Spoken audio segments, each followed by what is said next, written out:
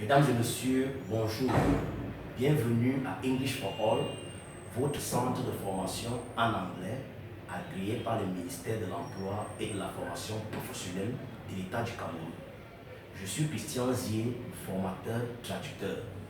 Dans cette petite séquence vidéo, je vais vous parler de la différence qui existe entre ces deux mots anglais. Politics et policy. Politics et policy. En réalité, littéralement, les deux mots signifient la même chose en français, à savoir politique. Maintenant, la problématique se situe quant à la traduction du mot politique en anglais. Alors, le distinguo est très simple.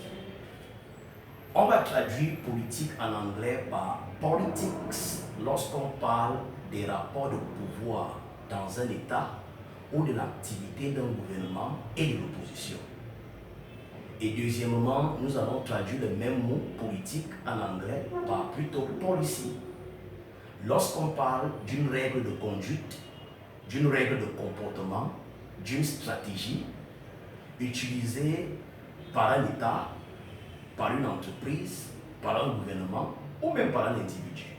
Pour mieux illustrer nos explications, nous avons mis ces deux exemples au tableau. Dans le premier exemple, on dit I don't like politics because politicians are in general lies. En français, ça veut dire je n'aime pas la politique parce que, en général, les politiciens sont des menteurs. Vous voyez qu'ici on parle des politiciens, c'est-à-dire des différents rapports qui existent entre ces derniers. Dans le deuxième exemple, par contre, nous avons I like the teaching policy of English for All. En français, ça veut dire j'aime la politique d'enseignement de English for All. Vous voyez que dans le deuxième exemple, on parle de la manière dont English for All dispense ses enseignements. On parle de la stratégie d'enseignement utilisée par le centre de formation English for All.